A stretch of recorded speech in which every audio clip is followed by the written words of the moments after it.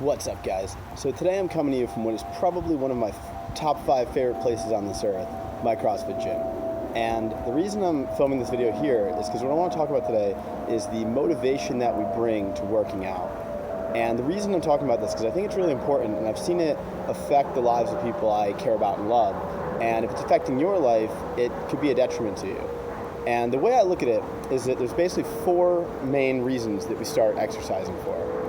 And we don't always start at number 1 and we don't always get to number 4, but there's 4 main reasons that I see, and they're kind of like stages. Stage 1 is I hate myself.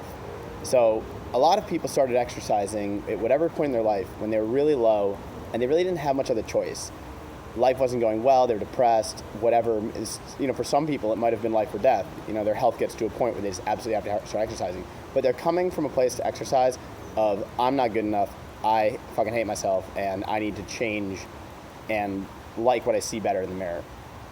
And the second stage that people get to is I'm afraid of hating myself. So you get past the part of your journey where you just despise what you see every day and you can't tolerate yourself, but you still are scared of going back to that place. So every day your trip to the gym is now rather based on hatred, it's based on fear. Like, I don't want to be that person again. I'm scared of that person. I hated living as that person. So now I don't want to be him, or I don't want to be her. And then the third stage is I want to like myself. So we kind of get past that fear.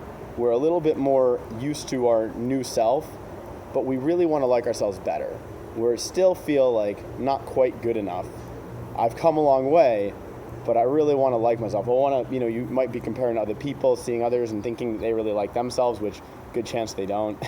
But we all want to like ourselves better. So we're saying, I'm going to go to the gym, I'm going to work out because I want to like myself. I want to like who I see in the mirror. So now it's a bit more positive. I would say the first 2 stages are on the negative scope, and this is like the first one that's starting to be on the uptick, on the positive way.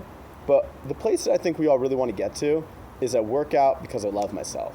Not because I want to love myself, I want to be something that I'm not, but because I am. Because I love myself, I treat my body as a temple. These things that you hear and they sound like so cliche because we're so far from it most of the time. Someone's like, I treat my body like a temple and I'm careful about what I put in it and I respect myself, so I exercise to, keep this vessel. Like, it's so easy to mock that shit, but honestly, it is where you want to be. Nothing can work in your life without your body. Your body is the vessel that allows you to have relationships with other people, to fall in love, to build a company, to build a business, to have children, to be there when your children have children, to do everything that we want to do in life. You need this body, this gift that you got, and we want to enjoy that ride. And to enjoy that ride, we have to love ourselves. And I've seen it so many times where someone who, to you might look really good and, they're in shape and everything, but they haven't made this evolution because they look in the mirror and instead of seeing like, oh, hey, I look a little bit better today. Like, oh, hey, I'm starting to get some definition. They're looking in the mirror and all they're seeing is what they still hate, I had a roommate once who looked like Nick Lachey on steroids. This guy was handsome. He could have been an Abercrombie model, jacked, but how did he see himself? He fucking hated himself. He'd look in the mirror and he's like, is my right arm smaller than the left one? Like, it's so sad. Like, we have a term for it called body dysmorphic disorder, when someone really just doesn't see themselves.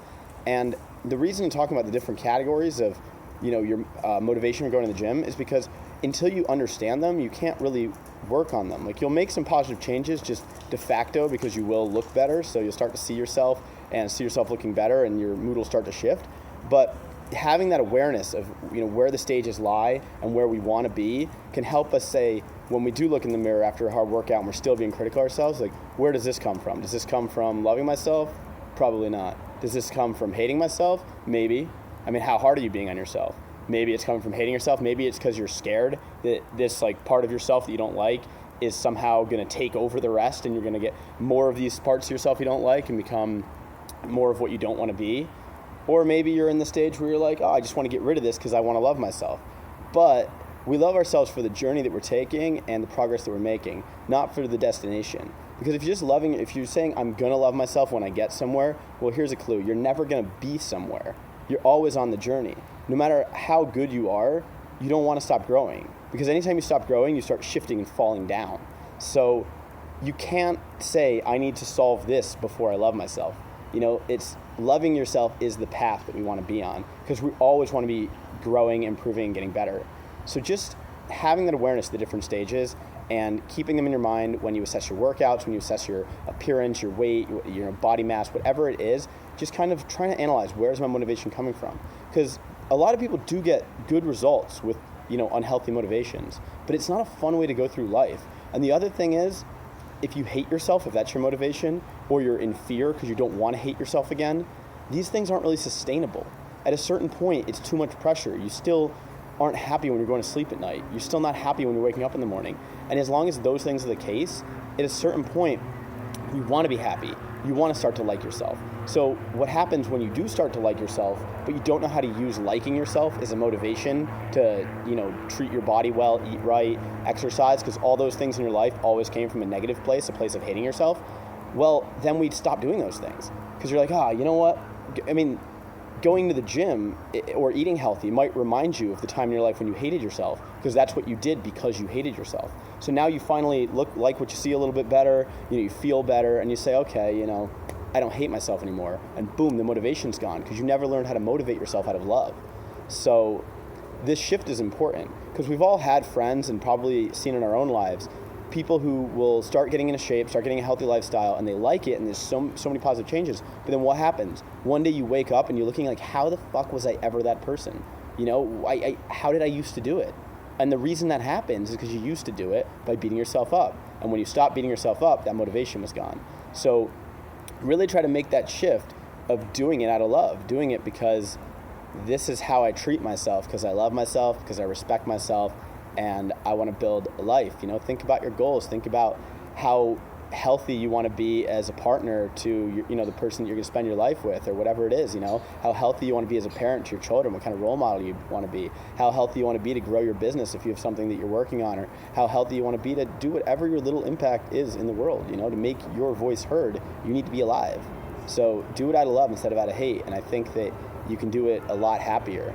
And a lot of times we go to the gym to escape our problems, and it's almost like a drug, And while that's not the worst thing in the world, because there's much more unhealthy things you could do, it should be one of the happy parts of a happy day, not one of the happy parts of a sad day, And we just need to find that shift to start doing it out of love for ourselves, and out of being the version of ourselves we want to be, so the motivation doesn't go away. We don't have to keep repeating this, basically bullshit cycle of hating ourselves, liking ourselves, stop doing what we did to get there, and then hating ourselves again and starting all over. If you never learn to motivate yourself out of happiness, you'll always keep falling back.